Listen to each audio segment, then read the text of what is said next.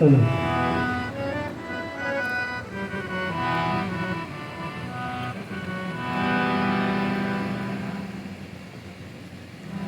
कृष्ण कन्हैया लाल की जय, निजानंद स्वामी की जय, श्री प्राणनाथ प्यारे की। वंदो सतगुरु चरण को करु प्रेम परिणाम, अशुभ हरण मंगल करण श्री देवचंद्र जी नाम। प्राणनाथ निज मूल पति श्री महराज सुना, तेज कुंवर श्यामा जुगल को पल पल करो प्रणाम। सतगुरु मंगल दास हो साथ सुंदर धाम, आशीष अपना दीजियो होवे पूर्ण का, होवे पूर्ण का। बोलो कृष्ण कन्हैया लाल की।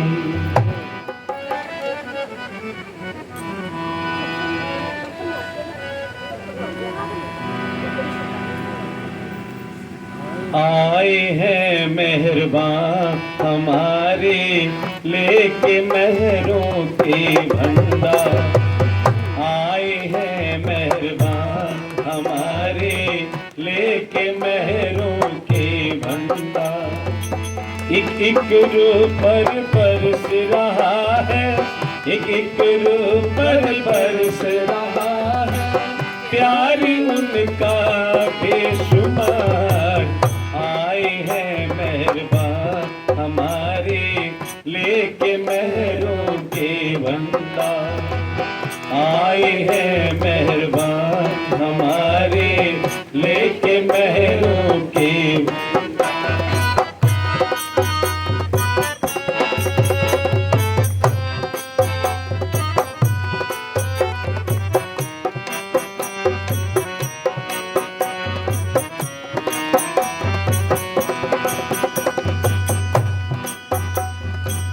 वादा किया था धनी ने हमको बुलाने के लिए, वादा किया था धनी ने हमको बुलाने के लिए।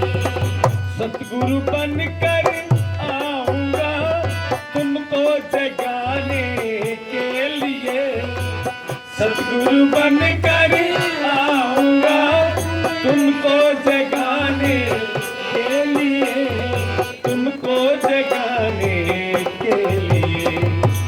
क्योंकि तुम हो अंगना मेरी, तुमको है मुझसे ही प्यार। क्योंकि तुम हो अंगना मेरी, तुमको है मुझसे ही प्यार। एक एक रूप पर बरस रहा है, प्यार उनका बेशुमार। आए हैं मेहरबान हमारे लेके मेहरों के भंडार।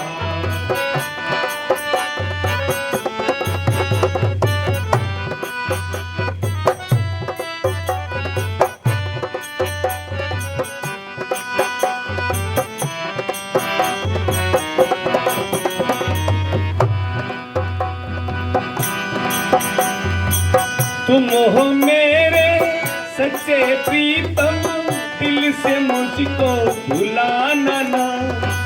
तुम हो मेरे सच्चे प्रीतम, दिल से मुझको भुलाना। बहुत रो चुकी हूँ अब तो और मुझको रुलाना ना। बहुत रो चुकी हूँ और मुझको रुलाना ना, और मुझको रुलाना ना। क्योंकि तुम हो प्रीतम मेरे, तुम हो प्राणों के आधार। क्योंकि तुम हो प्रीतम मेरे, तुम हो प्राणों के आधार। एक एक रूप पर बरस रहा है, प्यार उनका बेशुमार। आए हैं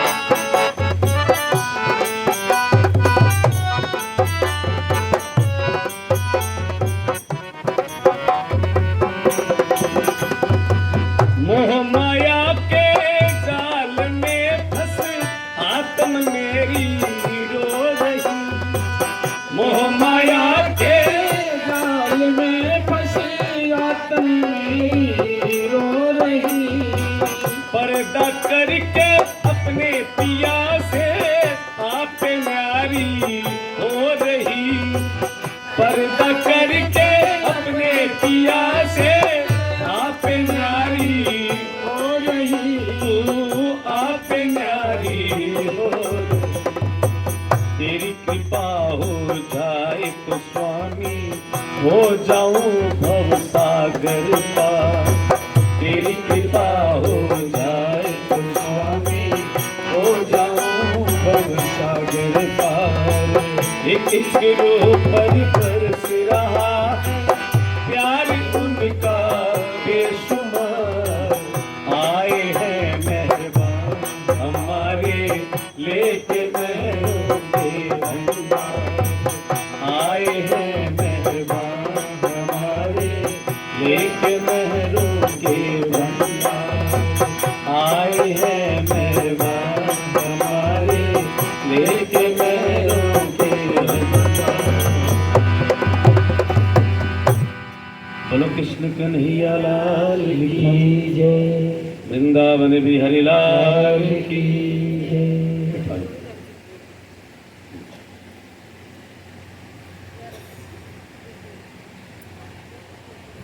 इंद्रस्त विराजमान परम पूज्य सदगुरु महाराज, उपस्थित संगीतकार मास्टर रामनिवास जी, माताओं बहनों, मातृशक्ति, बुजुर्गों, भाइयों, युवा साथियों, प्यारे बच्चों,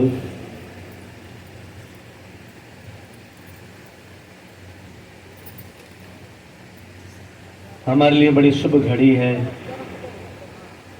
कि डाबड़ा गांव में वितक वाणी चर्चा के माध्यम से हम आत्म जागनी कर रहे हैं। ये जागने का ब्रह्मांड है। जागो जगाओ जुगत सो, छोड़ो नींद विकार, पहचान कराऊं अपने पीयूषों, सुफल करूं अवतार। महामती प्राणनाथ जी वाणी में कहते हैं कि जगाने आए हैं हम, क्योंकि ये 28वां कलयुग जागने का ब्रह्मांड है। इसमें अपने आप की पहचान करनी है और पहचान करके, अपनी पहचान करके हमें अपने आप को जगाना है और परमधाम की प्राप्ति करनी है। परमधाम की प्राप्ति, जितने परमधाम को आप याद करोगे उतना ही परमधाम हमारे हृदय के अंदर बैठ जाएगा। और जब हृदय में परमधाम बैठ जाएगा तो परमधाम के स्वामी कौन है? अपने हृदय में देखो, याद करते, देखो जिसका चिंतन करते हैं ना, जिसको याद करते करते करते वो हमारे दिल में घर कर जाता है ना।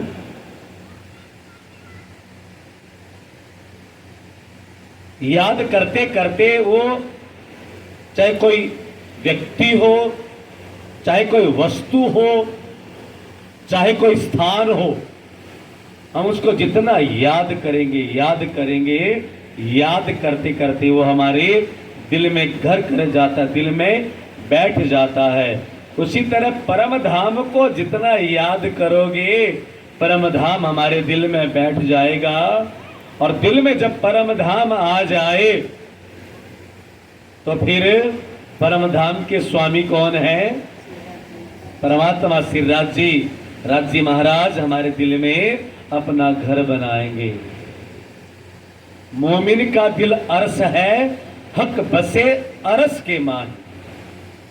वाणी में एक जगह प्राणनाथ जी लिखते हैं, मोमिन कहते हैं परम आत्माओं को, मोमिन कहते हैं जो परम धाम में जिनकी सुरता लग चुकी है, जो परम धाम को बार बार याद करते हैं।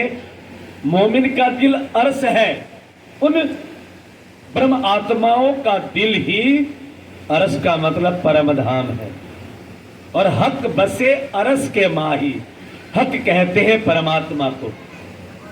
परमात्मा उसी दिल में रहते हैं जिस दिल को हमने परम धाम बना लिया है। और दिल हमारा परम धाम कैसे बनेगा? ज्यादा से ज्यादा चितवनी होनी चाहिए, ज्यादा से ज्यादा परम धाम की याद होनी चाहिए और परमात्मा की याद होनी चाहिए, राज्य की। हम कल बातें कर रहे थे परम धाम से। तीसरी बार इस जागने के ब्रह्मांड में परम धाम की परम आत्माओं का आना हुआ। लेकिन इस बार जब आए तीसरी बार, पहले 5200 साल पहले ब्रज में आए, फिर रास में आए ब्रह्म आत्माएं। रास और ब्रज की लीला करके जब ब्रह्म आत्माएं वापस अपने धाम में चली गई तो वहां पर उनको लगा कि कुछ बाकी रह गया, पूरा खेल देख नहीं पाए।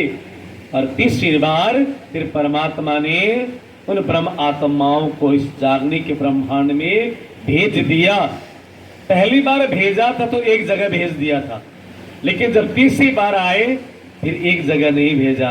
सोचा इनको पक्का खेल दिखा के ही मानूंगा, एक जगह रहेंगे तो फिर परम धाम की याद आएगी, दुख नहीं देख पाएंगे, ये मरना जीना नहीं देख पाएंगे, ये निंदा चुगली ईर्ष्या द्वेष का मजा नहीं ले पाएंगे। फिर अलग अलग देशों में, अलग अलग स्थानों में, अलग अलग रूपों में, अलग अलग जातियों में, कोई स्त्री बना, कोई स्त्री बनी, कोई पुरुष बना, कोई ऊंची जाति का बना, कोई मध्यम जाति का बना, कोई छोटी जाति का बना, क्योंकि उस समय यहाँ पर जाति पाति का बड़ा बोलबाला था। कोई ऊंची जाति का, कोई निम्न जाति का, कोई मध्यम जाति का।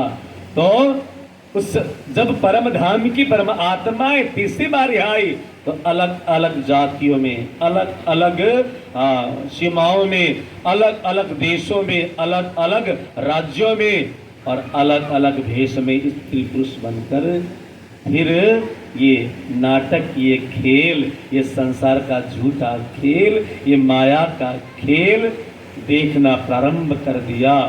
लेकिन देखते क्या हुआ? आए थे देखने के लिए और क्या हो गया?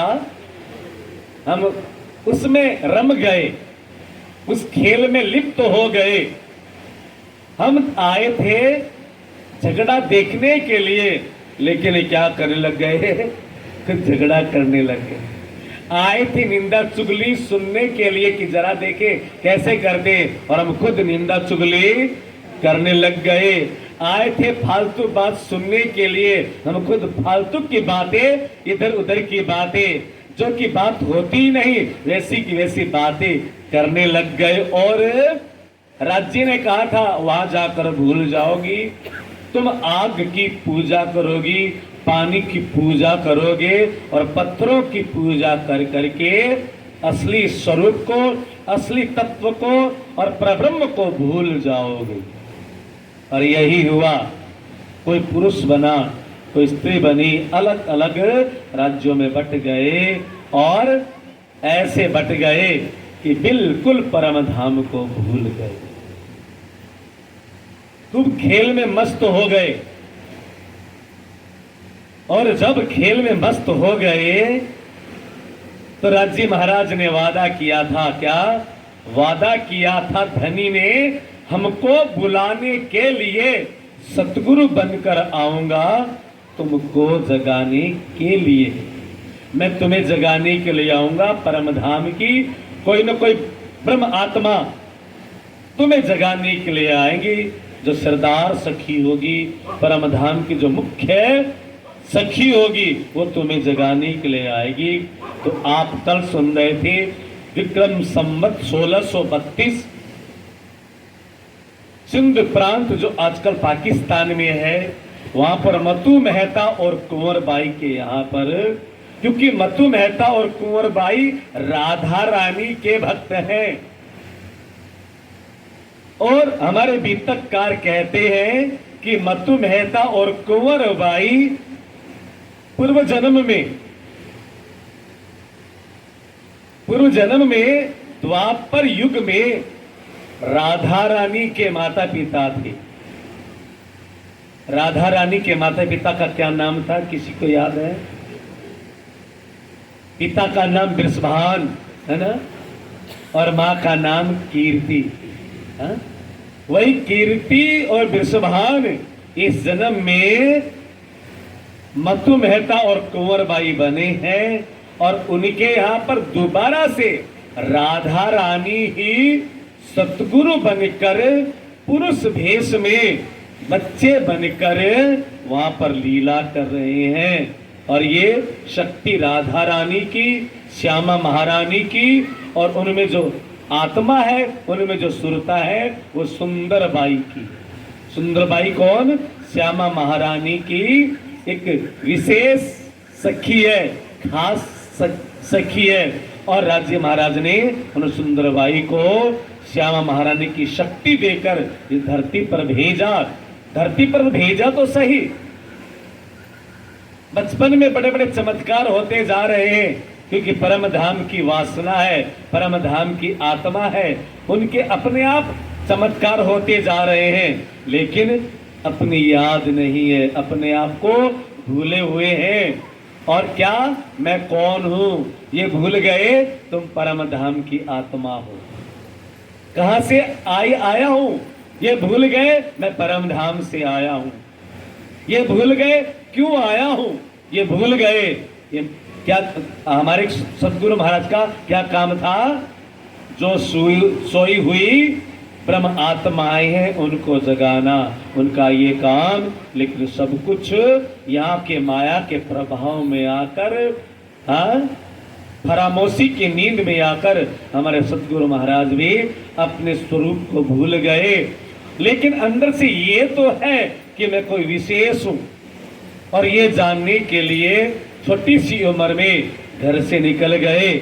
माँ से पूछा मैं कौन हूं, तो माँ ने कहा तू मेरा बेटा देवचंद्र है। और गांव में एक डेरा था, कुटिया थी, वहां के साधुओं से पूछा तो साधुओं ने 3-4 साल तक देवचंद्र को अपने मंदिर में सेवा करवाई, लेकिन आत्मज्ञान नहीं हुआ।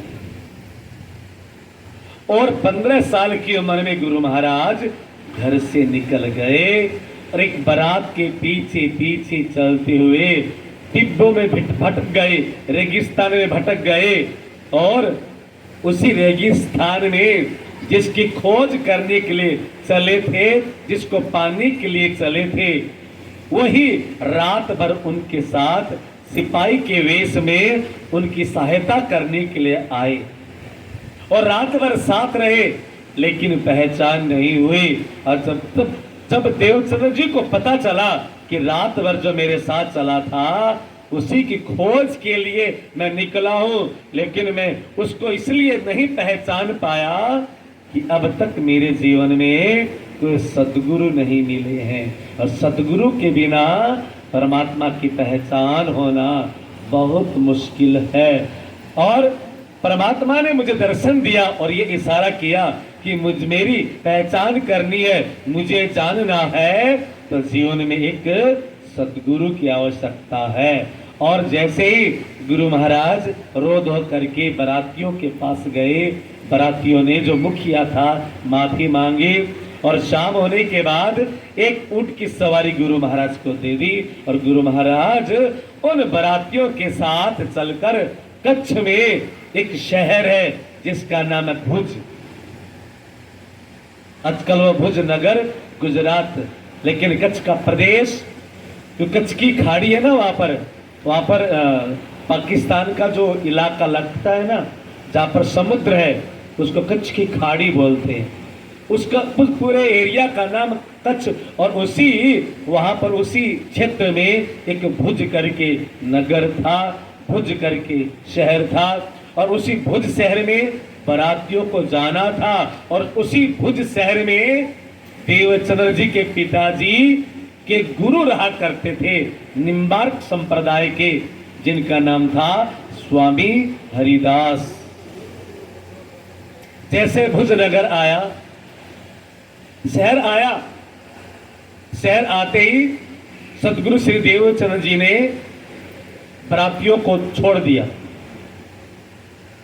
और कहा अब आप अपने रास्ते पे जाओ, मुझे मेरी मंजिल यहीं पर मिलेगी।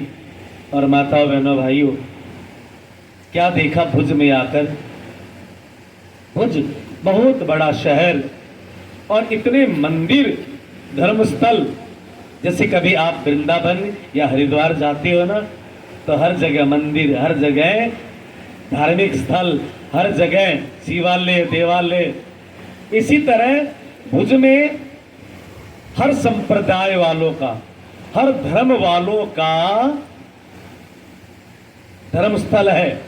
वह मंदिर भी है, देवालय है, शिवालय है, मस्जिद भी है। क्योंकि मुसलमानों का जमाना था, वहां पर मस्जिद भी है और हर संप्रदाय के लोग वहां रहते थे। तो जैसे ही बरातियों को उन्होंने छोड़ा तो शहर में प्रवेश करने लग गए। सांझ का समय था, क्या देखा? एक बहुत बड़ा मंदिर है। उस मंदिर में घंटी और घड़ियाल बज रहे हैं और दर्जनों पंडित वहां बड़े भाव से, प्रेम से आरती कर रहे हैं। बहुत बड़ा मंदिर, बड़े बड़े पैसों वालों का, सेठों का बनाया हुआ बहुत सुंदर मंदिर। और गुरु महाराज देवचंद्र जी भी अभी 15 ही साल के हुए हैं और वो मंदिर में आ गए। देखा, पंडितों को देखा, पुजारियों को देखा, बड़े भाव से, बड़े प्रेम से आरती पूजा कर रहे हैं। तो गुरु महाराज ने सोचा, हाँ शायद यहाँ पर मेरी खोज पूरी हो गई। मैं जिसको ढूंढना चाहता था, यहाँ पर मेरी खोज पूरी हो गई लगता है। और जो उस मंदिर का जो सबसे बड़ा महंत है, उनके पास जाकर कहा, हे महंत महाराज, मैं परम तत्व की खोज में आया हूं। मैं ये जानने आया हूं कि मैं हूं कौन, कहां से आया हूं, क्यों आया हूं और मेरा घर कहां है, और वो मेरा घर मुझे कैसे मिलेगा, मैं ये पता करने आया हूं। तो महंत ने कहा, देवचंद्र, तुम छोटी सी उम्र में, छोटी सी आयु में इतना ज्ञान के प्रश्न कर रहे हो, लगता तुम कोई दिव्य आत्मा हो। ऐसा करो, तुम्हें यदि ये सब कुछ जानना है ना, हमारे मंदिर में रहो या पूजा पाठ करो। ये जो पंडित लोग सेवा, पूजा, आरती करते हैं, धूप दीप अगरबत्ती घंटी घड़ियाल बजाते हैं, यहाँ तुम रहो और तुम्हारी जिज्ञासा शांत होगी। और माता बहनों, भाइयों, सुंदर साथ जी, देवचंद्र जी महाराज कई महीनों तक मूर्ति पूजा में लगे रहे, कई महीनों तक आरती में लगे रहे, कई महीनों तक परिक्रमा लगाते रहे, लेकिन कोई लाभ नहीं हुआ। इतना भी उनको लाभ नहीं मिला। उन्होंने सोचा, मैं यहाँ पर समय बर्बाद कर रहा हूं। तो जाकर एक पुजारी से पूछा, पंडित जी इधर आना, आपको कितने साल हो गए पूजा करते हुए? का साल? वो तो मुझे याद नहीं है, मुझे इतना याद है, मेरे दादाजी भी यही पूजा करते थे, उसके बाद मेरे पिताजी भी यही पूजा कर रहे थे, और पिताजी के बाद मैं भी यहीं पर पूजा कर रहा हूँ, यहीं पर आरती कर रहा हूँ, यहीं पर घंटी घड़ियाल बजा रहा हूँ, यहीं पर भोग लगा रहा हूँ। तो गुरु महाराज ने पूछा, पुजारी जी आपकी आयु कितनी हो गई? क्या मेरी आयु 60 साल की हो गई। तो गुरु महाराज ने पूछा, आप जब पूजा करते हो तो बड़े भाव से, बड़े प्रेम से पूजा करते हो, तो एक बात बताओ, आप जिसकी पूजा करते हो आपने उनको देखा है क्या? आपको उन्होंने कभी आकर साक्षात दर्शन दिया है क्या? तो पंडित जी ने कहा, देवचंद्र देख, मैं सच बताऊं, हमें आज तक कोई दर्शन नहीं हुए। हम केवल लोगों को दिखाने के लिए पूजा करते हैं। यहाँ के जो सेठ लोग हैं ना, वो हमें तनख्वाह देते हैं, हम तो तनख्वाह के लिए, हम तो अपने पेट की पूजा करते हैं। भगवान की पूजा तो सेकेंडरी है, हम तो फर्स्ट में अपने पेट की पूजा के लिए, क्योंकि भगवान की पूजा नहीं करेंगे हमारे बच्चे भूखे मर जाएंगे। गुरु महाराज ने सिर पीट लिया, ओहो, ये तो स्वार्थ के लिए पूजा कर रहे हैं, अपने पेट के लिए, अपने बच्चों के भरण पोषण के लिए पूजा कर रहे हैं। गुरु महाराज वहां से प्रणाम करके उन ब्राह्मणों को अच्छे से दक्षिणा देकर निकल पड़े, प्रणाम किया और महंत के पास जाकर कहा मैं और आगे की यात्रा करता हूँ। वहां से निकले, आगे चले तो सन्यासियों का आश्रम, सन्यासी लोग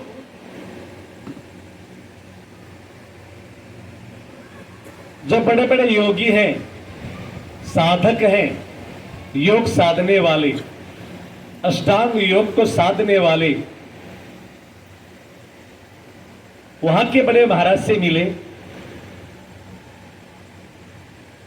और गुरु महाराज अभी तो 15-16 साल के हैं। उनसे जाकर कहा मुझे ब्रह्म तत्व की जिज्ञासा है, मुझे ब्रह्म से मिलना है, अपने आप को जानना है, मैं कहां से आया, क्यों आया, इस धरती पर आने का कारण क्या है, ये जानना चाहता हूं। तो उन योगियों ने कहा देवचंद्र समाधि लगाना सीख जाओगे ना तो तुम्हें ब्रह्म की प्राप्ति हो जाएगी। समाधि जब लगाना तुम्हारी सिद्ध हो जाएगी तो तुम्हें ब्रह्म मिल जाएंगे, परमात्मा मिल जाएंगे और तुम्हें अपनी पहचान हो जाएगी। कैसे करना है? तो उन योगियों ने, सन्यासियों ने देवचंद्र महाराज को मात्र 15.5 और 16 साल की उम्र में योग, अष्टांग योग सिखा दिया। योग के ना 8 अंग हैं। आजकल जो योगा करते हैं ना बाबा जी, सुबह सुबह करते हैं ना, सुबह सुबह टीवी के ऊपर, और आप भी लगे रहते हो कभी अनुलोम विलोम, ये ना अष्टांग योग कहा जाता है। यम, नियम, आसन, प्राणायाम, प्रत्याहार, धारणा, ध्यान और समाधि, ये योग 8 तरह का होता है।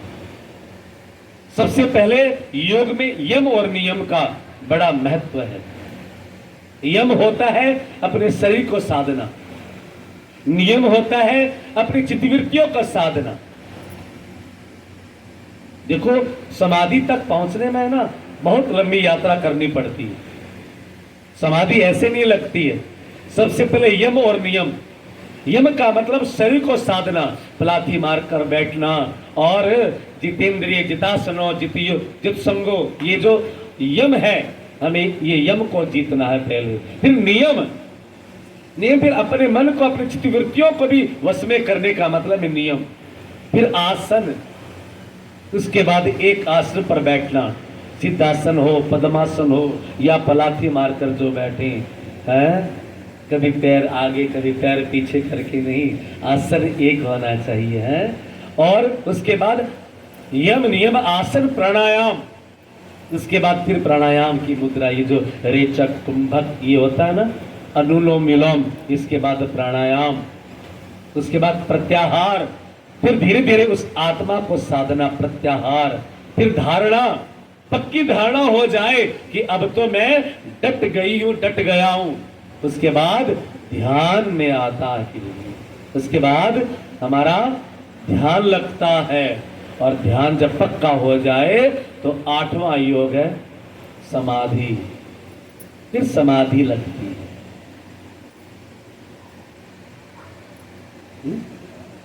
ध्यान बहुत मुश्किल है, लेकिन मुझे पता है जब जिसको परम धाम की पहचान हो गई ना, ध्यान का मतलब चितवनी, चितवनी, परम धाम का जिसको ज्ञान हो जाए, जो परम धाम को, अपने घर को बार बार याद करता है ना, उनका ध्यान, उनकी चितवनी बड़ी जल्दी लगती है। लेकिन उससे पहले कुछ नियम, यम, नियम, आसन, प्राणायाम, प्रत्याहार, धारणा, फिर उसके बाद 7वां योग है ध्यान, उसके बाद 8वां अष्टांग योग है समाधि।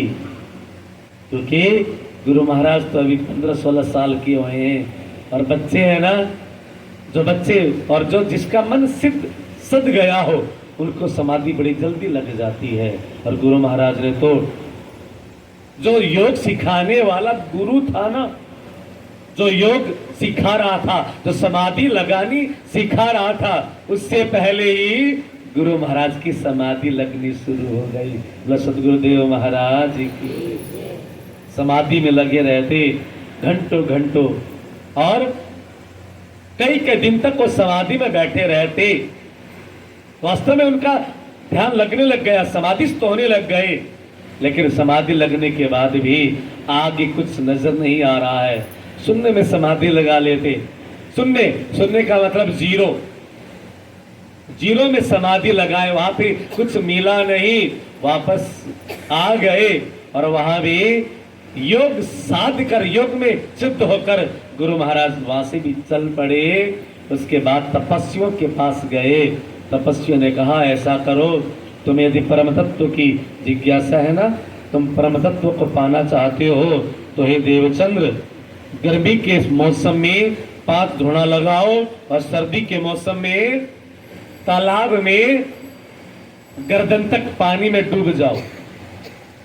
इसको कहते हैं हठ योग। सहज योग एक हठ योग, इसको हठ योग कहते हैं। जबरदस्ती अपने शरीर को कष्ट देना। 5 गर्मी आई, जेठ का महीना आया, 5 धुना लगाकर तपने लग गए। सर्दी आ गई, तालाब में घुसकर, क्योंकि जिसको चाहत होती है ना, जिसको कुछ पाने की इच्छा होती है, फिर उसके लिए कोई भी रुकावटें मायने नहीं रखती है।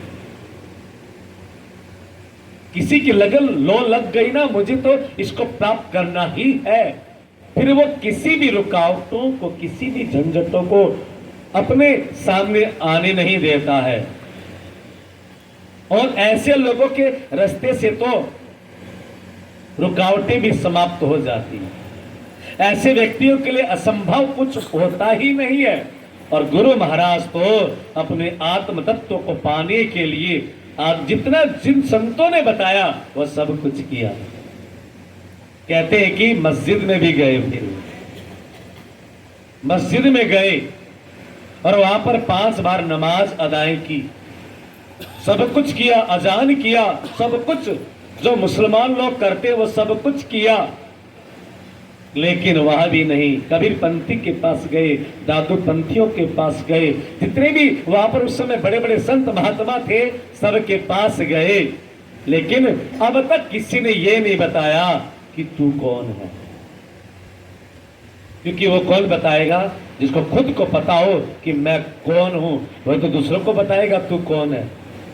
और ऐसे गुरु महाराज हर किसी से मानने वाले थे नहीं।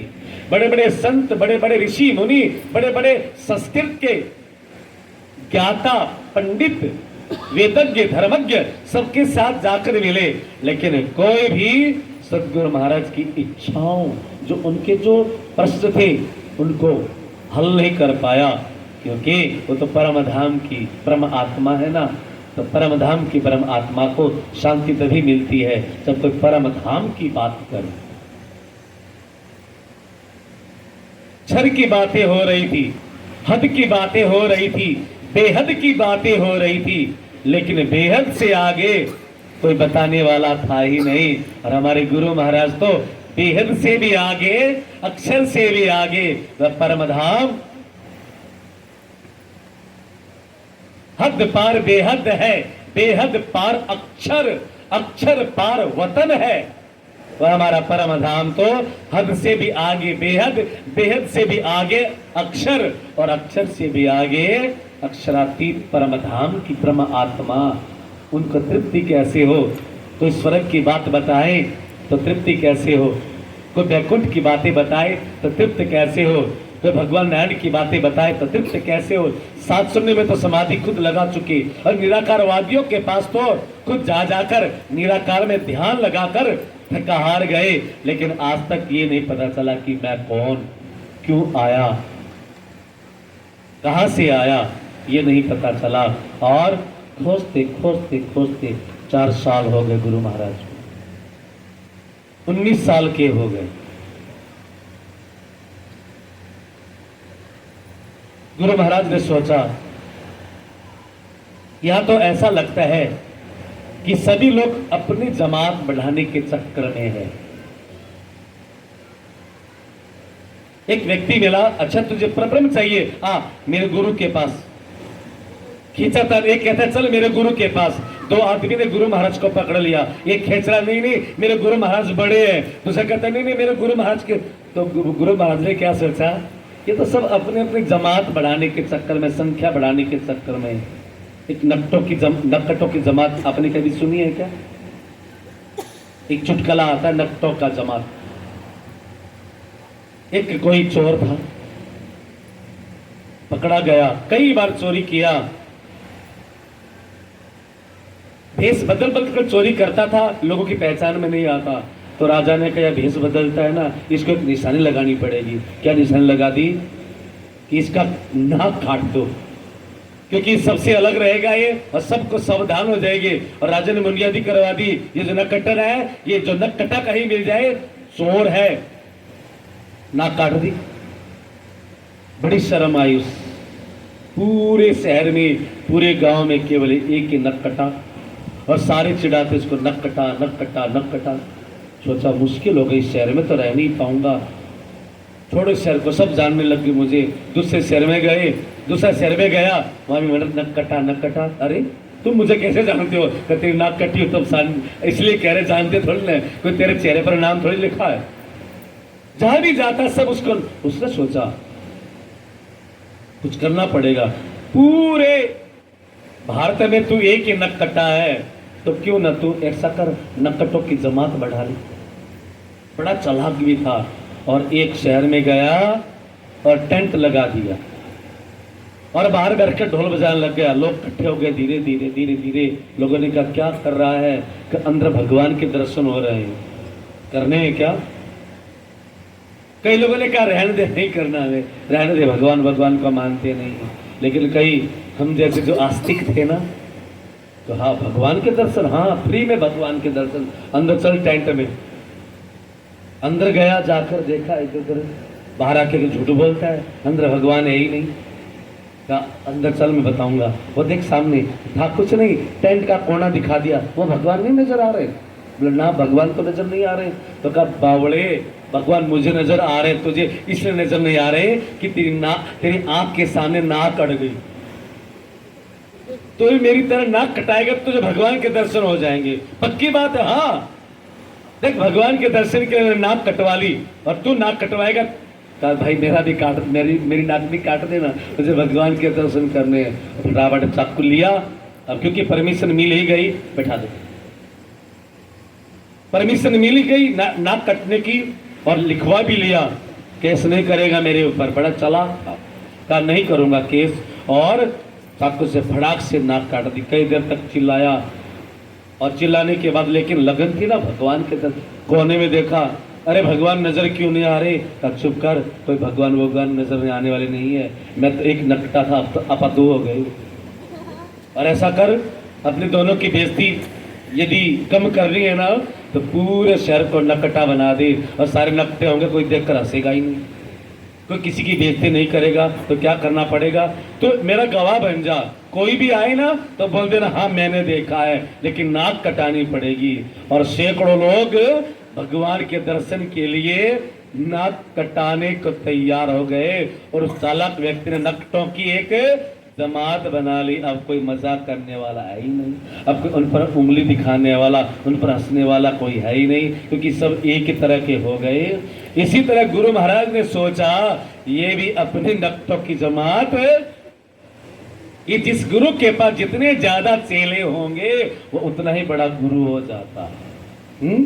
आज से नहीं, ये 450 साल से एक भ्रम फैला हुआ है कि जिसके पास जितने ज्यादा पकड़ पकड़ के लाओ हम मुंड देंगे और तुम हमारे शिष्य बने गए। तो गुरु महाराज ने सोचा यहाँ तो ऐसी व्यवस्था चल रही है और कहीं जाना चाहिए। और अचानक याद आ गई अपने पिता के गुरुदेव स्वामी हरिदास जी की, और गए हरिदास जी के पास, चरणों में प्रणाम किया। और स्वामी हरिदास जी ने देखा, अरे भाई तू कौन? तू देवचंद्र है ना?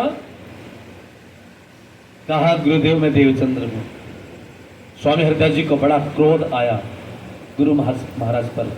अरे भाई तो कैसा पुत्र है, बुढ़ापे में एक बेटे की प्राप्ति हुई माता पिता को, और तो माता पिता को छोड़कर 4 वर्षों से निकल गया। अरे उस माँ का क्या कसूर? उस माँ का माने क्या बिगड़ा तुम्हारा जो छोटे से पाला और इतना बड़ा किया? तुम छोड़कर चले आए, तुम्हारे माता पिता न जाने कितनी बार यहाँ पर चक्कर लगा के चले गए, पूरे शहर में ढूंढ कर चले गए, लेकिन तुम पहचान ही नहीं गए। कहाँ थे तुम अब तक? और तुमने माता पिता की आज्ञा क्यों नहीं ली? और तुम घर से क्यों लुट कर निकले हो? झगड़ा करके निकले? कोई माता पिता से गलती हो गई? कोई बात होगी घर में तुम्हें जो तुम निकल गए घर से, घर को छोड़कर?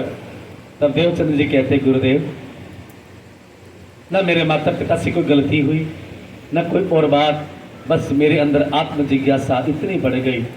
मैंने बहुत रोका अपने आप को, मैं माँ को छोड़कर ना जाऊं, मैं पिता को छोड़कर ना जाऊं, क्योंकि मैं उनका इकलौता पुत्र हूँ, इकलौती संतान हूँ। मुझे पता है मेरे माता पिता मुझे खोकर बड़े दुखी हो जाएंगे, लेकिन मैं क्या करूं? अंदर की जो प्यास, अंदर की जो अकुलाहट, अंदर की जो बेचैनी, अंदर की जो तड़प है ना, वो मुझे रहने नहीं दे रही थी। और मैं अपने आप को ढूंढने के लिए, अपने आप को जानने के लिए कि मैं कौन, कहाँ से आया, क्यों आया और मेरा असली घर कहाँ है, ये जानने के लिए मैं गुरुदेव निकल गया। 4 वर्षों तक मैं भुजनगर में ही था, इधर उधर संतों के पास, ब्राह्मणों के पास, मतांतर वालों के पास, अलग अलग पंथों में जाकर मैं उस ब्रह्म ज्ञान को पाने की चेष्टा कर रहा था, लेकिन जिस वस्तु की मुझे प्राप्ति करनी थी वह वस्तु मुझे अब तक मिली नहीं। मैंने अनेक गुरु बनाए गुरुदेव, मैंने अनेक गुरु बनाए। ध्यान देना, कई बार प्रश्न आता है कि गुरु अनेक बना सकते हैं, लेकिन हमारे संत कहते हैं जब तक आत्म जिज्ञासा शांत न हो जाए, हम गुरु क्यों बनाते हैं? इसलिए बनाते हैं कि बस सुगरे हो जाएं, गुरु की बस गुरु का एक हो जाए, ठप्पा लग जाए, हाँ ये गुरु। गंगा गांव में वह भागवत कर रहा था इधर डब्बाली के साइड में, तो सुबह सुबह 2-3 माताएं आगे भी सुनाए। तो मैंने कहा माता जी क्यों आई हो? कहा सुगरो बनना है, हुगरा बन खातर आया। मैं कहा हुगरा? मैं तो समझा नहीं था, हुगरा सह को है बोलते हैं ना, सुगरा बनना था। मैंने कहा अच्छा क्यों सुगरा, किस लिए बन रहे हो? तो का प्रोडक्शन नाम लेके गई है, मैं के पीछे रानी आके मैं भी नाम लेवाऊंगी। कहीं तो और उसने नाम ले लिया है तो मैं भी नाम लूंगी, मैं भी नाम लूंगा, लेकिन वो नाम लेना, वो मंत्र लेना, वो गुरु बनाना केवल एक मात्र दिखावा है। जब तक आत्मा की प्यास ना लगे, जब तक परम तत्व की जिज्ञासा अंदर से न जगे, जब तक भगवान के दर्शनों की प्यास अंदर न लगे, इसका मतलब हम किसी न किसी स्वार्थ में गुरु बना रहे हैं। लेकिन जब आपको लगे कि हाँ यहाँ पर मेरी प्यास बुझ रही है, यहाँ पर मेरी आत्म तृप्ति हो रही है, यहाँ पर मुझे ब्रह्म का ज्ञान हो रहा है, यहाँ पर मैंने अपने आप को पहचान लिया, यहाँ पर मैं ब्रह्म को पहचान लिया, वहां तक आप गुरु बना सकते। 5वीं तक पढ़ाने वाले गुरु अलग होते हैं, उसके बाद 10वीं तक पढ़ाने वाले टीचर या गुरु अलग होते हैं, उसके बाद +1 +2 तक पढ़ाने वाले टीचर या गुरु अलग होते हैं, ग्रेजुएशन करवाने वाले गुरु अलग होते हैं, पोस्ट ग्रेजुएशन MA करवाने वाले गुरु अलग होते हैं, उसके बाद PhD करवाने वाले गुरु अलग होते हैं। जिसकी जो जहाँ तक खोज है, आगे बढ़ना है तो हमें कुछ न कुछ बदलना ही पड़ेगा। तो गुरु महाराज ने अपने आत्म जिज्ञासा की शांति के लिए खूब आगे तक बढ़ते गए। मूर्ति पूजा से लेकर योग साधना तक, समाधि तक, निराकार तक पहुंच गए, लेकिन वहां भी संतुष्टि नहीं हुई गुरु महाराज को।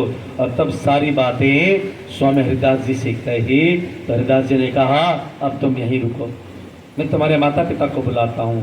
और एक अपने शिष्य को भेजा भुजनगर से उमरकोट गांव में, सिंध प्रदेश में। और जैसे ही पता चला, माता और पिता रोते रोते आए। माता ने अपने पुत्र को देखा, गले से लगा लिया और कहा बेटा क्या गलती हुई मुझसे, और चलो अब 4 वर्ष हो गए तुम्हें, मैं भटक रही हूँ, मैं रो रही हूँ, मैं तड़प रही हूँ तुमसे मिलने के लिए, अब तुम मिल गए हो तो बेटा चलो अब हम वापस अपने घर चलते हैं। हरिदास जी ने कहा कुंवर बाई सुनो, अब ये देवचंद्र वो देवचंद्र नहीं है जो 5 साल का हो या 10 साल का हो। अब ये देवचंद्र बदल गया है, अब ये साधक बन गया है।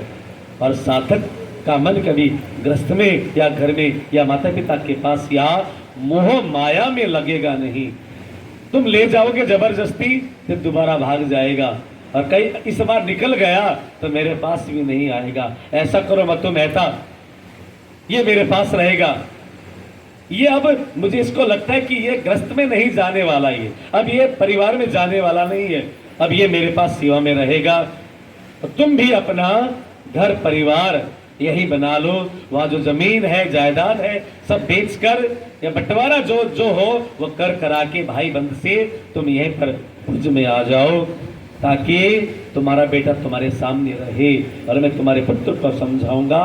तुम यहीं पर आ जाओ और यहीं पर यह सत्संग करेगा, मेरे पास रहेगा, मेरे साथ रहकर साधना करेगा। और मत्तु मेहता कुंवर बाई अपने गांव में गए और जो घर परिवार जो जितना भी था सबको बताकर अपनी जमीन जायदाद सबको बेचकर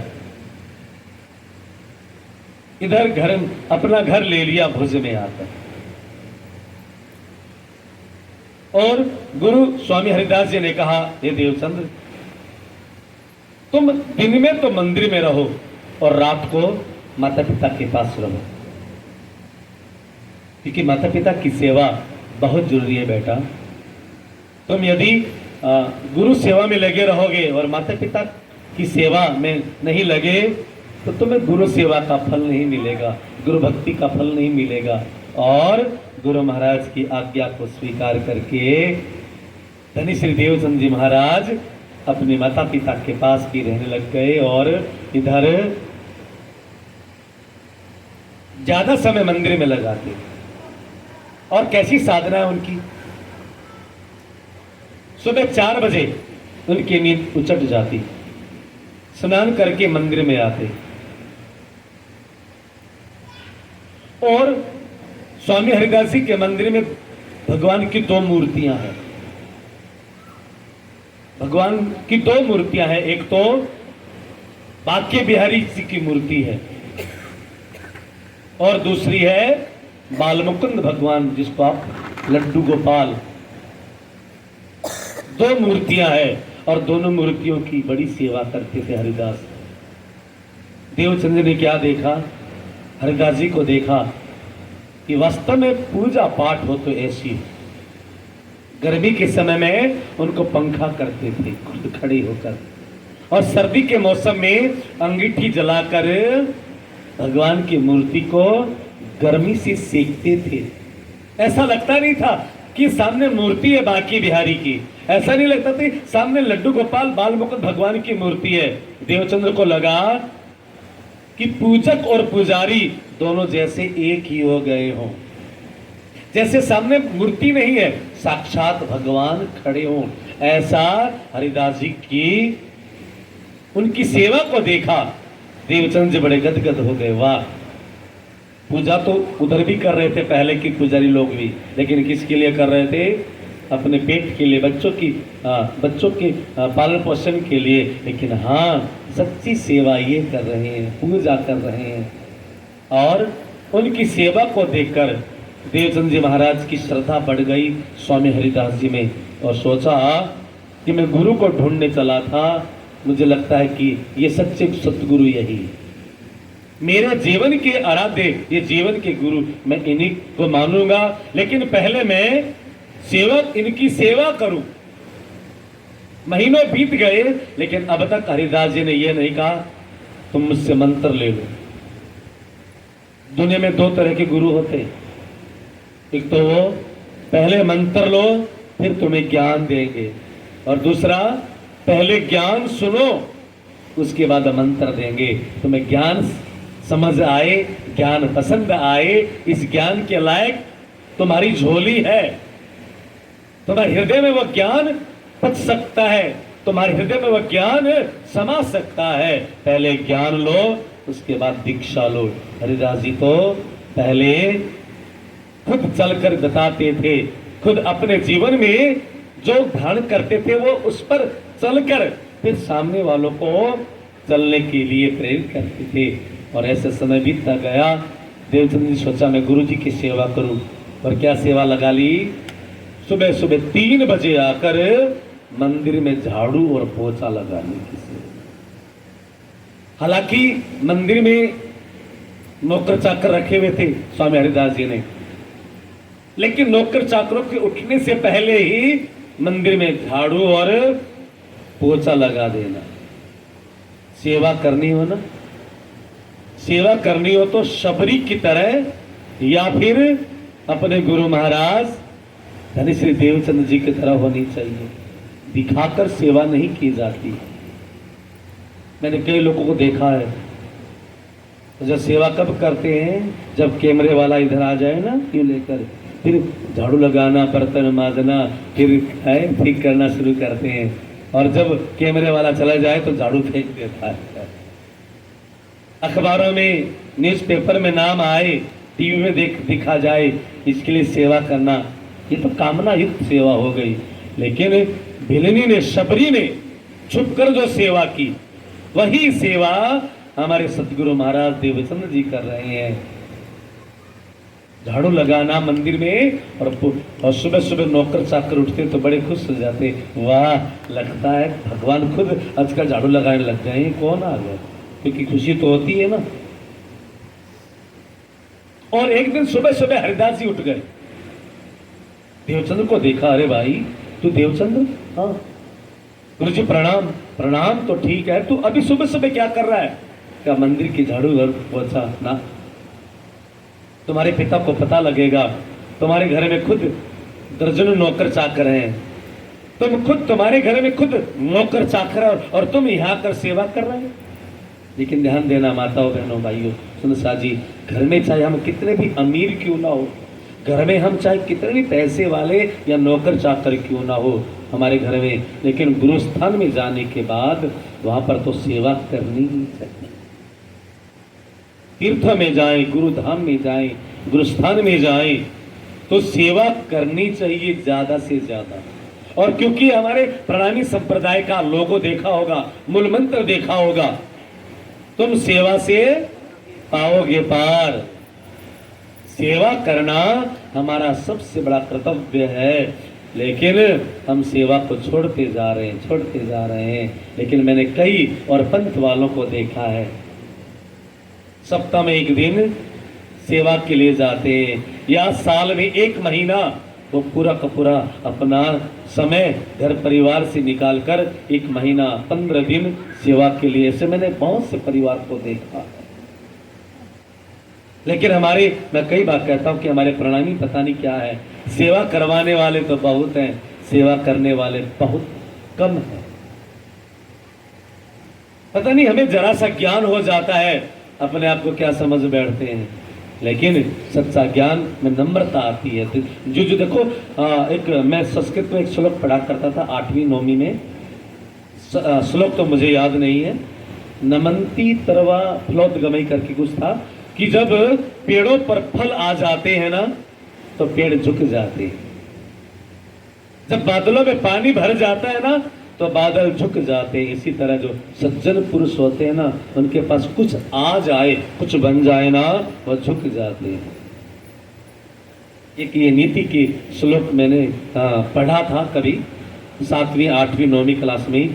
मुझे अब अचानक याद आया कि हाँ, पेड़ झुक जाते फल से जब लद जाते हैं, बादलों में जब पानी भर जाता है तो बादल नीचे आ जाते हैं। उसी तरह सज्जन पुरुष जो अच्छे व्यक्ति होते हैं ना, उनके अंदर कुछ सद्गुण आ जाए, कुछ प्राप्त हो जाए, वो झुक जाते हैं। और हम प्रणामी तो झुकने के लिए, प्रणाम का मतलब झुकना, प्रणिपाता इति, अपने आप को झुका देने का नाम, अपने आप को मिटा देने का नाम प्रणाम करना होता है। और गुरु महाराज ने ये परंपरा प्रारंभ की और कहा, देवचंद्र अब तुम्हें झाड़ू नहीं निकालनी, ठीक है गुरु जी।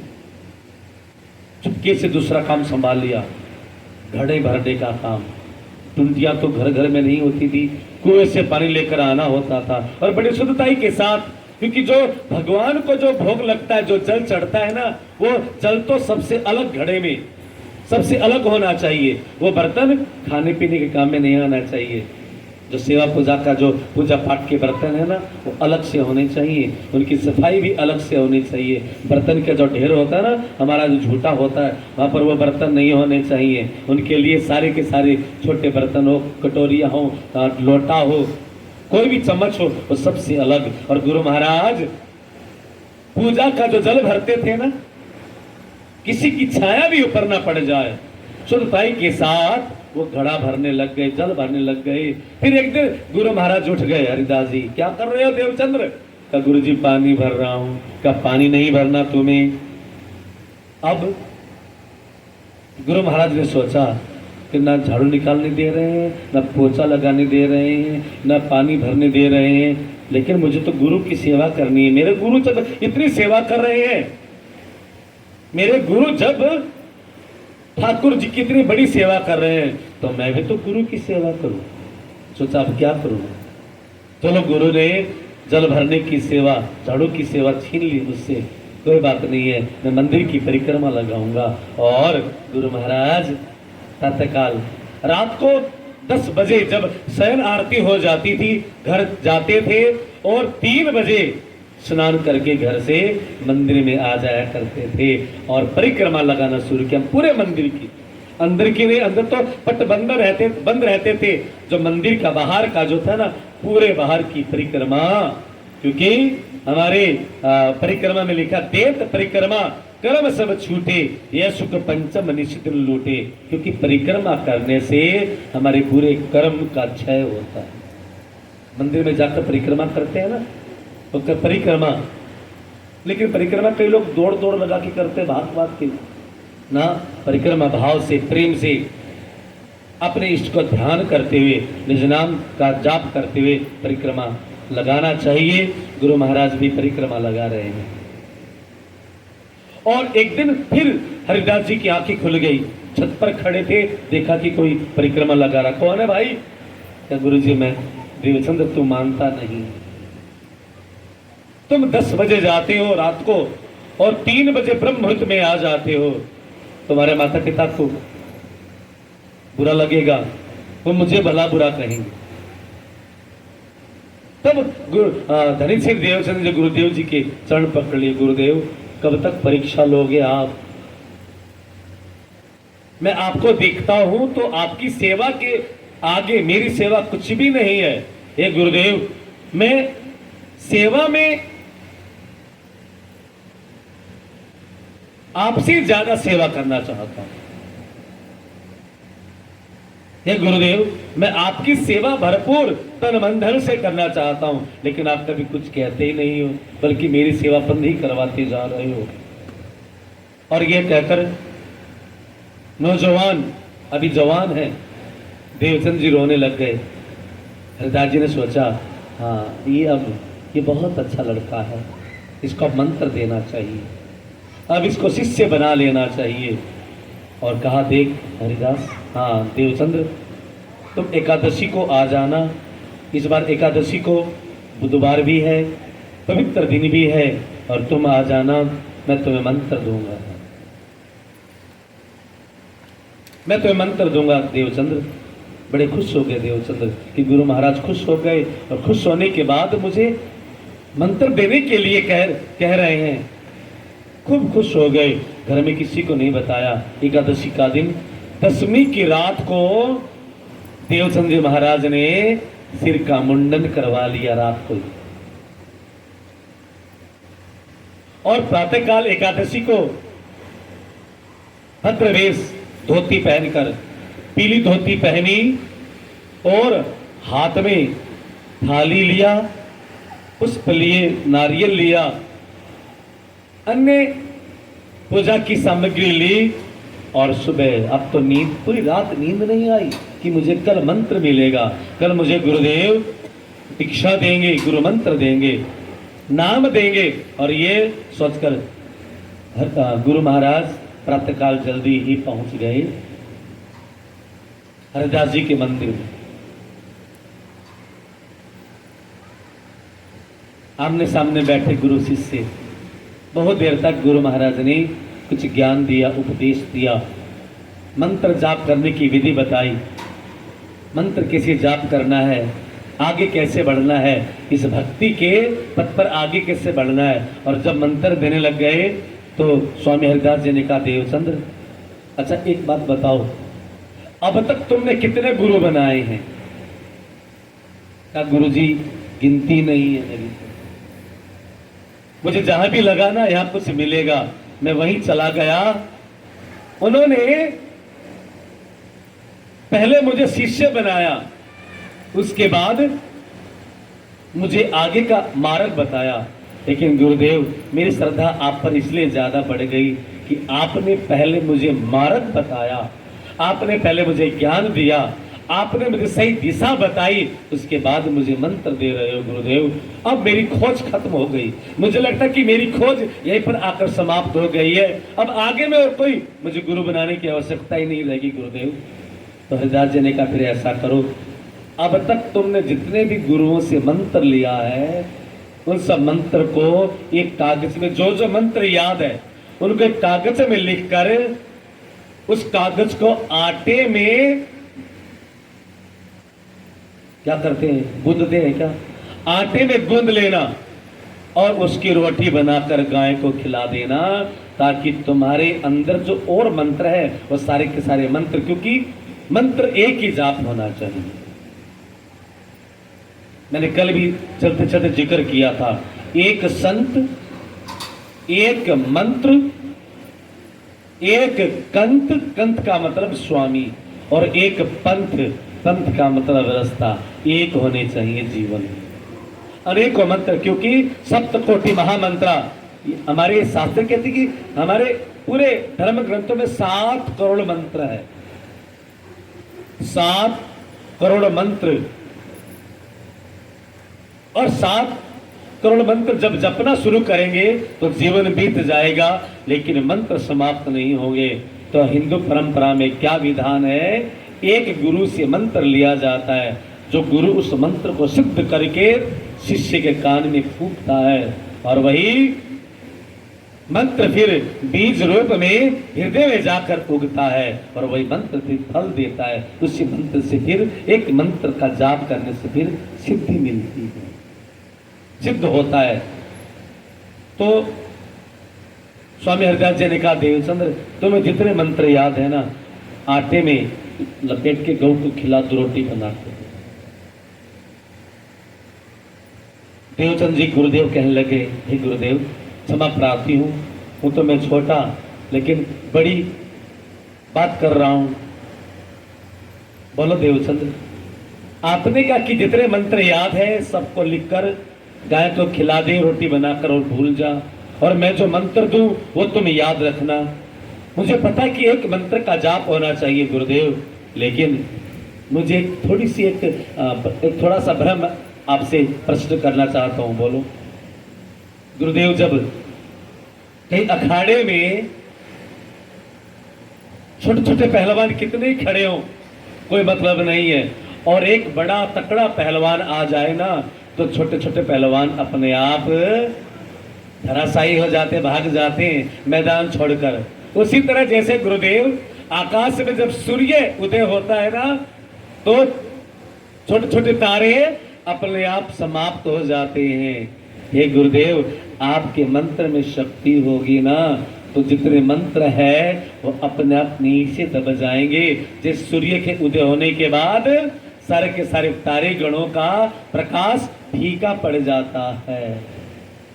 हे गुरुदेव, मैंने कुछ ज्यादा कहा तो माफी चाहता हूँ। स्वामी हरिदास जी ने कहा, देवचंद्र ये तो मैंने कभी सोचा भी नहीं था।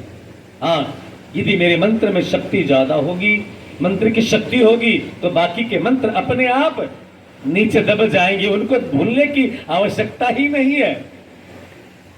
वास्तव में तुमने सही कहा है, क्योंकि जब सूर्य उदय हो जाए तो दीपक टिमटिमाते रहते, उनका कोई महत्व नहीं रहता है। पर मंत्र दे दिया, क्योंकि स्वामी हरिदास जी बांके बिहारी कृष्ण के पुजारी हैं, इसलिए मंत्र दिया, भजमन श्री वृंदावन नित्य बिहारी कुंज विलास। निम्बार्क संप्रदाय का ये मंत्र है। ये मंत्र दिया और कहा, हे देवचंद्र, इस मंत्र को जाप करना पतिव्रत भाव से। श्री कृष्ण ही हमारे पति हैं और हम सब उनकी अंगनाएं हैं। बस आत्मा एक है जो परमात्मा की अर्धांगिनी है, और परमात्मा ही एकमात्र पुरुष है, बाकी सब आत्मा उनकी अर्धांगिनी है। पतिव्रत भाव से सेवा करना, पूजा करना, ये मंत्र लो और जाओ। अब घर जाओ, सबसे पहले माता पिता का आशीर्वाद लो और मंत्र लेकर बड़े खुश होते हुए देवचंद जी दिन निकल गया था। जैसे घर के पास गए तो घर में तो रिश्तेदार आए हुए, घर में तो रिश्तेदारों की भीड़ लगी है। तो दूर दूर की कोई चाचा, ताऊ, फूफा, बुआ, सारे के सारे आए हुए थे। परिवार तो लंबा चौड़ा था ना। देखकर चकित हो गए। सब देवचंद्र को देख रहे हैं और देवचंद्र सबको देख रहे हैं। अंदर जाकर देखा और माँ से पूछा, माँ ये आज ये भीड़ भड़ाका क्यों कर रखा है? और माँ ने देवचंद्र को देखा तो सिर पीट कर रोने लग गई। माँ रो क्यों रही? आज क्या ये भीड़ भड़ाका क्या, किस बात का है? तो पिता ने कहा, बेटा हमसे गलती हो गई, तुमसे बिना पूछे एक तुम्हारा रिश्ता एक लड़की के साथ किया है और आज तुम्हारी बारात जानी थी। बोलो कृष्ण करने की। आज तो तुम्हें बारात चढ़ना था, तुम सिर का मुंडन करवा के आए हो, तुम्हारे सिर पर तो सेहरा सजना था और तुम ये भद्र भेष बनाकर आए हो, पीली धोती बांध कर आए हो। आज तो तुम्हें श्रृंगार करना था, तुम्हें तो आज दुल्हा बनना था और ये तुम क्या बन कर आए हो? तो गुरु महाराज ने कहा, पिताजी ये बहुत बड़ा अन्याय किया आपने, मुझसे बिना पूछे आपने ये रिश्ता भी कर दिया और आज बारात भी चढ़ाने की तैयारी भी हो रही थी, कम से कम मुझे जिक्र तो कर देते।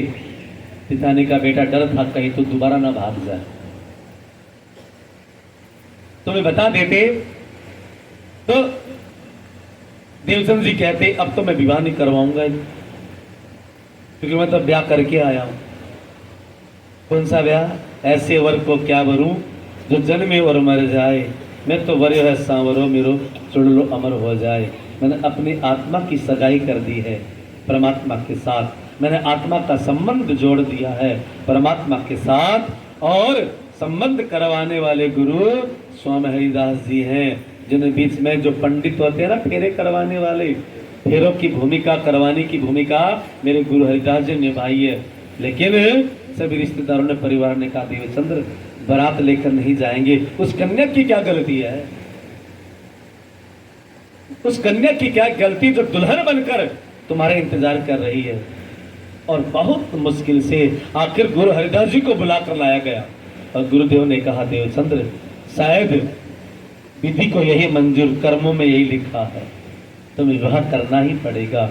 और गुरु महाराज देवचंद जी का विवाह न चाहते हुए भी माता पिता और परिवार वालों ने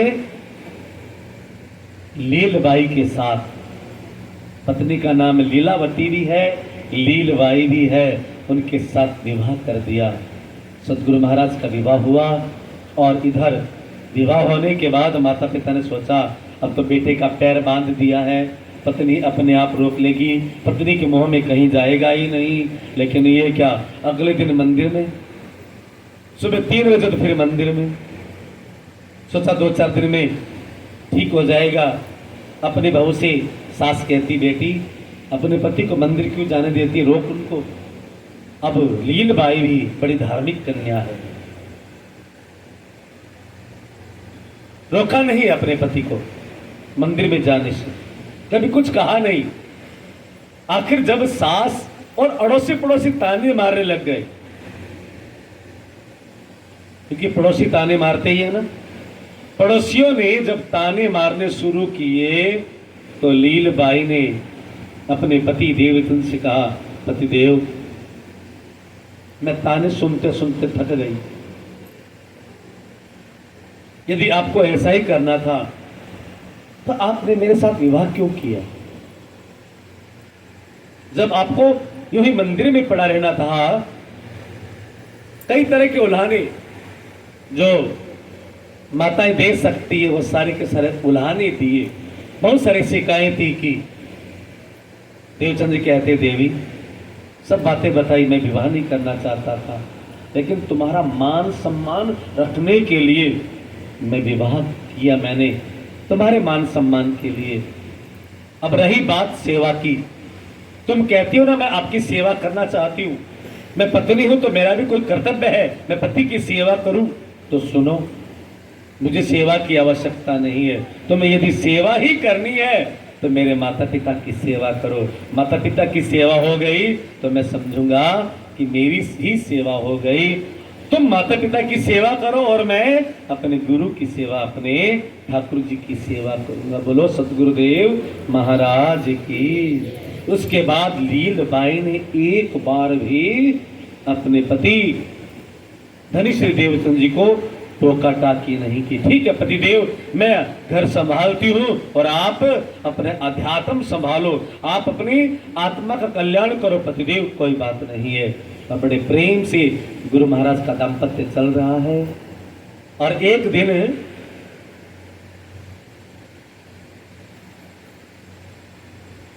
हरिदास जी ने देवचंद से कहा, देवचंद्र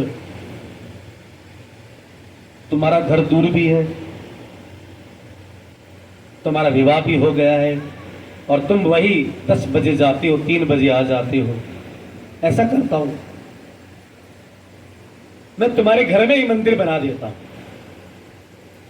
तुम मंदिर में आने की आवश्यकता नहीं है, क्योंकि घर में मंदिर होगा तो माता पिता भी मत्था रखेंगी, तुम्हारी पत्नी भी पूजा पाठ करेगी, तो पूरा घर परिवार पूजा करे, सेवा करे, आरती करे, भोग चढ़ाए, तो मुझे खुशी होगी ना। देवचंद जी कहते, गुरु देव जो आपकी आज्ञा, आप मेरे घर में मंदिर बना रहे हो, इससे अच्छी बात क्या है। तो सुनो, दिन निश्चित कर दिया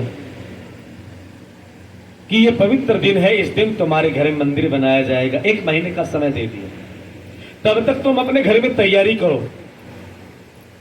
देवचंद जी का घर महल बहुत बड़ा था, और बहुत बड़े महल में अलग कमरा बनाने की नहीं उन्होंने सोचा, जब ठाकुर जी परमात्मा आ रहे हैं तो मैं अपने घर में ही, अपने कमरे में ही मैं मंदिर बनाऊंगा, ताकि दिन रात मैं सेवा कर सकूं, मुझे कहीं आना जाना ना पड़े। और उनके घर में स्वामी हरिदास जी ने कहा, मैं लड्डू गोपाल जो बाल मुकुंद भगवान है ना, वो तुम ले जाओ, और मेरे पास बांके बिहारी की मूर्ति है, मैं बांके बिहारी की पूजा करता रहूंगा, और तुम बाल मुकुंद को, लड्डू गोपाल को तुम घर में ले जाओ। तैयारियां हो गई। अगले दिन प्रातः काल लड्डू गोपाल की पधरावनी होनी है देवचंद जी के महल में, घर में। लेकिन एक दिन पहले ही रात्रि को जब हरिदास जी शयन आरती कर रहे हैं, बांके बिहारी जी को सुला दिया, वस्त्र आदि बदल दिए और पर्दा आदि कर दिया, वहां से जो भी प्रकाश का चीज था वो सब हटा दिया। और उसके बाद जब लड्डू गोपाल के मंदिर में गए, बाल मुकुंद भगवान के मंदिर में, उनकी पोशाक उतारने, उनका श्रृंगार उतार कर रखते हैं ना रात को सोने से पहले, जिन घर में लड्डू गोपाल है ना, पोशाकें उतारते हैं उनको अच्छे से। तो जैसे ही उनके श्रृंगार हटाने के लिए बाल मुकुंद भगवान के मंदिर में गए, तो वहां पर बाल मुकुंद भगवान की मूर्ति ही नहीं है, लड्डू गोपाल है ही नहीं। इधर उधर पूछा नौकर चाकरों से, लोगों से, शिष्यों से, कोई बाल मुकुंद भगवान को लेकर गया है क्या? सबने कहा नहीं नहीं, हम तो क्यों लेकर जाएंगे। और अब हरिदास जी को बड़ा दुख लगा कि कहां गए मेरे बाल मुकुंद, मेरे लड्डू गोपाल कहां चले गए, लगता मेरी सेवा में कमी हो गई है। लेकिन धनी देवचंद जी भी वहीं थे। कहा गुरुदेव आपकी सेवा में कमी नहीं, कल क्योंकि प्रातःकाल उनको मेरे घर में पधरावनी करनी थी ना, इसलिए वो मेरे घर में नहीं जाना चाहते थे। मैं अभागा हूं, मैं दुष्ट हूं, मैं नीच हूं, न जाने कितनी कितनी कितनी बातें गुरु महाराज अपने आप पर कहने लग गए। लेकिन हरिदास कहते नहीं देवचंद्र, तू तो शुद्ध आत्मा है, मेरे में ही कोई कमी है। क्योंकि जब भक्ति की पराकाष्ठा बढ़ जाती है ना, तो ध्यान देना, भक्ति की जब पराकाष्ठा बढ़ जाती है तो ये उंगली है ना, कभी भी ऐसे नहीं होती, कभी भी ऐसे हो ही नहीं सकती। कोई कमी है हमारे अंदर, तभी हम दूसरों की निंदा कर सकते हैं, तभी हम दूसरों की बुराई देख सकते हैं। जब हमारे अंदर हमारी भक्ति में कोई कमी हो, जब हमसे परमात्मा खुश नहीं हो, तब हम दूसरों के अवगुण, दूसरों में दोष, दूसरों के निंदा चुगली करते हैं। हरिदास जी कहते हैं नहीं मेरे अंदर कमी है, देवचंद्र कहते हैं नहीं मेरे अंदर कमी है। देवचंद्र तुम घर जाओ, देखते हैं जो होगा सो होगा।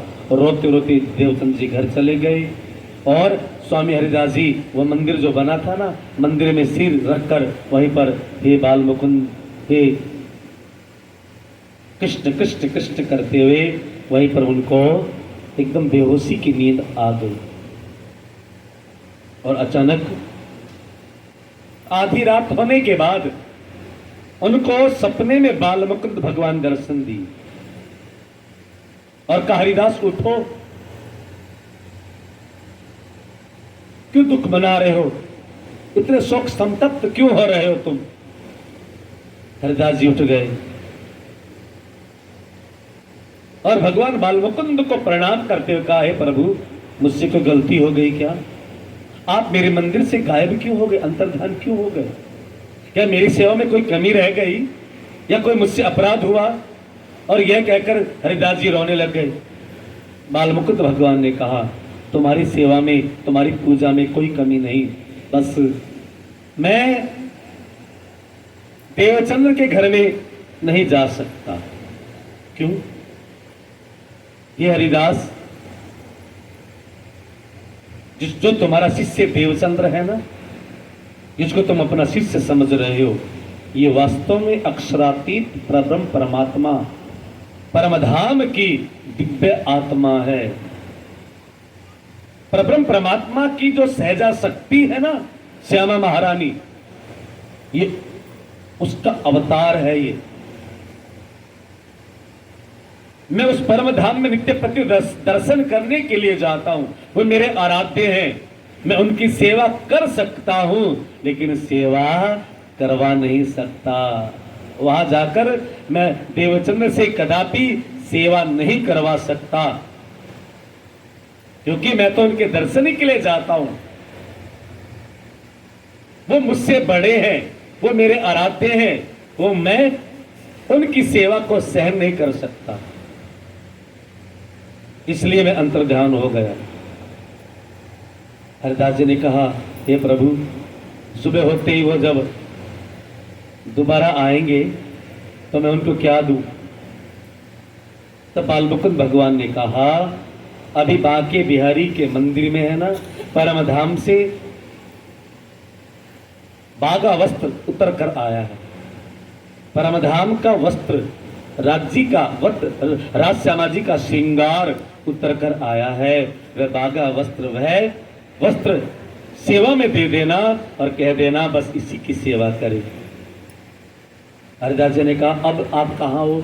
कहा मैं मंदिर में वापस आ गया। और जैसे स्वामी हरिदास जी की आंखें खुली तो बाल मुकुंद भगवान वहीं पर विराजमान थे और आंखें खुल गई हरिदास जी की। अरे जिसको मैंने शिष्य समझा, इतने वर्षों तक सेवा करवाई, चरण दबवाए, पानी भरवाया, झाड़ू निकलवाया, परिक्रमा करवाई, न जाने कितना डांट मारा, वो तो मेरी राधा रानी है।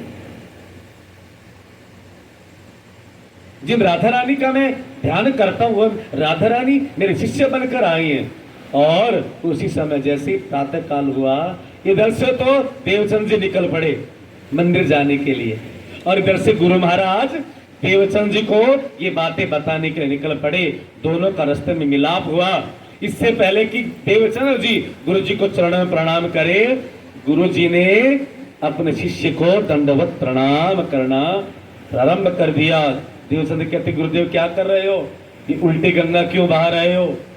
आज तक कोई भी गुरु शिष्य को प्रणाम नहीं करता और आपने मुझे प्रणाम करके ये सारा का सारी की मर्यादा तोड़ दी गुरुदेव आपने। ये मर्यादा नहीं है कि गुरु शिष्य के चरण में प्रणाम करे। शिष्टाचार क्या है, शिष्य गुरु के चरण में प्रणाम करे। ये गुरुदेव आपने तो मर्यादा ही तोड़ दी। तब हरिदास जी ने कहा देवचंद्र मैं आपको पहचान नहीं पाया, ये पहचान अक्षर ब्रह्म बाल मुकुंद भगवान ने मुझे करवाई है कि वो तो अक्षर की शक्ति है, लेकिन आप तो अक्षरातीत परमधाम की शक्ति हो। मैं आज आपको पहचान गया। और मंदिर में ले जाकर जो बागा वस्त्र, जो पोशाक थी ना परमधाम की, जो आप अपने घर मंदिर में जो पहनाते हो, ऊपर मुकुट रखते हो, वही बागा वस्त्र प्रतीकात्मक परमधाम की जो सेवा है वो आज भी हम करते आ रहे हैं। गुरु महाराज ने जो सेवा की थी वही सेवा मंदिर बना लिया अपने घर में। और हरिदास अपने शिष्य देवचंद से कहीं भी मिलते ना, प्रणाम, चरणों में प्रणाम करना शुरू कर देते। लेकिन देवचंद जी बड़े परेशान हो गए गुरु के इस काम से, और पूरे शहर में हल्ला मच गया, अरे कैसे गुरु चेले देखो उल्टी गंगा बहा रहे हैं, ये कोई गुरु का कर्तव्य है? और शिष्य भी देखो खड़े होकर गुरु को चुप नहीं करवाता, गुरु को बंद नहीं करवाता है। और पूरे शहर में गुरु शिष्य की चर्चा चल पड़ी। इधर गुरु महाराज देवचंद ने सोचा अब इस शहर में रहना अच्छा नहीं, अब मैं इस शहर में नहीं रहूंगा। अपने माता पिता को साथ लिया और कहा माताजी पिताजी, आपको पिताजी से कहा आपको व्यापार ही करना है, तो अब ये भुजनगर छोड़ो और अब हम चलते हैं यहाँ से, जो गुजरात का एक प्रमुख शहर है, गुजरात प्रांत का एक बड़ा बहुत सुंदर शहर है, जिस शहर का नाम है जामनगर। उस जामनगर में गुरु महाराज अपने माता पिता अपने परिवार के साथ रहने के लिए एक घर लिया और जामनगर में रहने लग गए। लेकिन एक लीला छूट गई है, वो मैं कल बताऊंगा। कौन सी लीला? जो देवचंद जी को ध्यान अवस्था में जब वृंदावन पहुंच जाते हैं, वो कब? भुज में ही हुई लीला। लेकिन भुज में क्योंकि समय लग जाएगा और समय ज्यादा नहीं करूंगा, मैं कल बताऊंगा कि कैसे ध्यान अवस्था में वृंदावन पहुंच जाते हैं और उसके बाद कैसे जामनगर में आकर 14 वर्षों तक गुरु महाराज ने भागवत कथा श्रवण किया। और वहां पर भागवत कथा श्रवण करते करते उसी भागवत कथा के बीच में उनको अक्षरातीत धामधनी श्री कृष्ण ने दर्शन देकर वो तारतम निज नाम मंत्र दिया। ये कल की कथा में आप सुनेंगे। कृष्ण कन्हैया लाल की। और सूचना दे रहा हूं